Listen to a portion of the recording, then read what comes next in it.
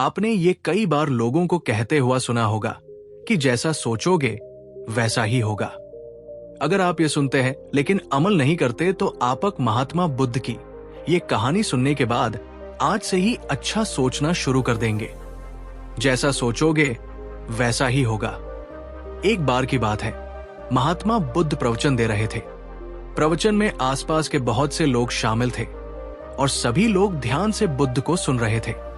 कुछ देर में प्रवचन समाप्त हो गया। तब लोगों ने बुद्ध को प्रणाम किया और अपने अपने घर को चल पड़े। पर एक ये युवक वहां पर ही बैठा रह गया। बुद्ध की नजर उस युवक पर पड़ी तो वे पूछ बैठे, क्या बात है? युवक बुद्ध के पास गया और प्रणाम करके बोला, प्रभु, बहुत उलझन में हूं। जितना इस बारे में सोचता हूं उतना ही उलझ जाता हूं। युवक हाथ जोड़कर बोला, प्रभु, ये संसार कितना विशाल है। संसार में लाखों करोड़ों लोग निवास करते हैं। उनमें भी एक से बढ़कर एक विद्वान कलाकार, योद्धा है। ऐसे में उन सब के बीच एक सामान्य प्राणी का क्या मूल्य है? युवक की बात सुनकर बुद्ध मुस्कुरा दिए। वे बोले, तुम्हारी जिज्ञासा का उत्तर मिल जाएगा, पर इसमें थोड़ा सा समय लगेगा। महात्मा बुद्ध ने फिर उससे पूछा, क्या तब तक मेरा एक छोटा सा काम कर सकते हो? प्रभु, ये तो मेरे लिए गर्व का विषय है कि मैं आपके काम आ सकूं। युवक ने पुनः अपने हाथ जोड़ दिए और कहा, आप आदेश करें। प्रभु बुद्ध ने युवक को एक चमकीला पत्थर देते हुए कहा, तुम्हें इस पत्थर का मूल्य पता करना है, पर ध्यान रहे इसे बेचना नहीं है। सिर्फ इसका मूल्य पता करना है, जैसी आज्ञा प्रभु। ऐसा कहते हुए युवक ने बुद्ध से वो पत्थर ले लिया। उसने एक बार फिर से उन्हें प्रणाम किया और बाजार की ओर चल पड़ा। बाजार वहां से ज्यादा दूर नहीं था, तो युवक थोड़ी देर में वहां पहुंच गया। वो सुबह का समय था, इसलिए बाजार अभी ठीक से लगा नहीं था। वहां पर इक्का दुक्का दुकानदार ही थे। युवक की जिज्ञासा वश इधर उधर नजर गई। उसे एक दुकानदार नजर आया जो आम बेच रहा था। युवक उस दुकानदार के पास पहुंचा और उसे पत्थर दिखाते हुए बोला, क्या आप इस पत्थर की कीमत बता सकते हैं? दुकानदार एक चालाक व्यक्ति था।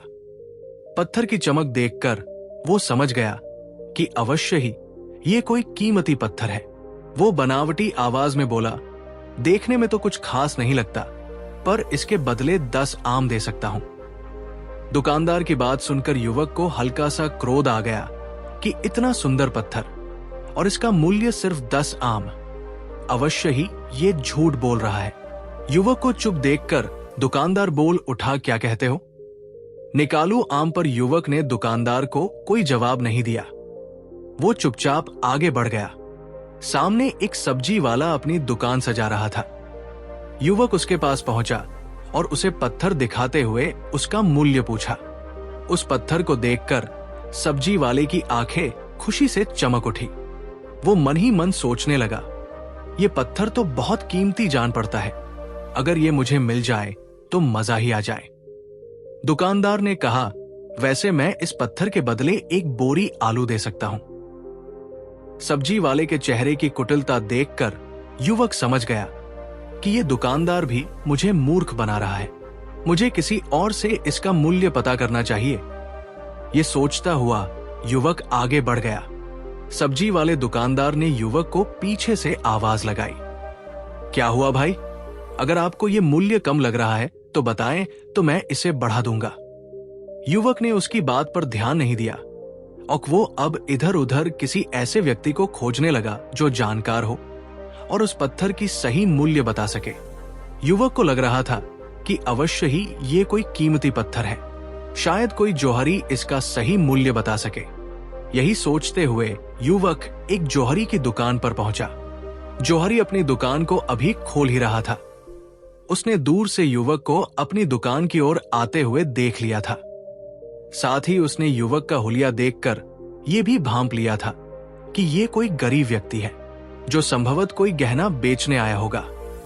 जौहरी ने हाथ जोड़कर युवक को नमस्कार किया और मुस्कुराकर पूछा, बताएं महोदय, मैं आपकी क्या सेवा कर सकता हूं?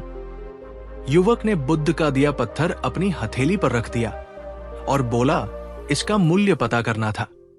पत्थर को देखते ही जौहरी उसे पहचान गया कि ये बेशकीमती रूबी पत्थर है जो किस्मत वाले को मिलता है। वो बोला, पत्थर मुझे दे दो और मुझसे 1 लाख रुपए ले लो कहते हुए जौहरी ने पत्थर लेने के लिए अपना दाहिना हाथ बढ़ाया, पर तब तक युवक ने पत्थर को अपनी मुट्ठी में बंद कर लिया था। उसे पत्थर के मूल्य का अंदाजा हो गया था, इसलिए वो बुद्ध के पास जाने के लिए मुड़ गया। जौहरी ने उसे पीछे से आवाज लगाई, अरे रुको तो भाई, मैं इसके 50 लाख दे सकता हूं। लेकिन युवक को वो पत्थर बेचना तो था नहीं, इसलिए वो रुका नहीं और दुकान के बाहर आ गया। जौहरी भी कम चालाक नहीं था। वो उस अनमोल पत्थर को किसी भी कीमत पर अपने हाथ से जाने नहीं देना चाहता था। वो दौड़कर उसके आगे आ गया और हाथ जोड़कर बोला, तुम ये पत्थर मुझे दे दो, मैं इसके बदले 1 करोड़ देने को तैयार हूं। युवक को जौहरी की बातों में अब कोई रुचि नहीं रह गई थी। वो जल्द से जल्द बुद्ध के पास पहुंच जाना चाहता था, इसलिए ना तो वो रुका और ना ही उसने जौहरी की बात का कोई जवाब दिया। वो तेज तेज कदमों से बुद्ध के आश्रम की ओर चल पड़ा। जौहरी ने पीछे से आवाज लगाई, ये अत्यंत मूल्यवान पत्थर है, अनमोल है, तुम जितने पैसे कहोगे मैं दे दूंगा। ये सुनकर वो युवक परेशान हो गया। उसे लगा कि कहीं पत्थर के लालच में जौहरी उसे पकड़कर जबरदस्ती ना करने लगे, इसलिए वो तेजी से आश्रम की ओर दौड़ पड़ा। युवक जब बुद्ध के पास पहुंचा तो वो बुरी तरह से हाफ रहा था। उसे देखकर बुद्ध मुस्कुरा दिए, फिर भी उन्होंने अपने चेहरे से कुछ भी जाहिर नहीं होने दिया। वे बोले, क्या बात है वत्स, तुम कुछ डरे हुए से लग रहे हो। युवक ने बुद्ध को प्रणाम किया और सारी बात कह सुनाई और उसने वो पत्थर भी उन्हें वापस कर दिया। बुद्ध बोले, आम वाले ने इसका मूल्य 10 आम बताया, आलू वाले ने 1 बोरी आलू और जौहरी ने बताया कि ये अनमोल है। इस पत्थर के गुण जिसने जीत ने समझे, उसने इसका मूल्य उसी हिसाब से लगाया। ऐसे ही ये जीवन है। प्रत्येक व्यक्ति खान से निकले हुए एक हीरे के समान है जिसे अभी तराशा नहीं गया है।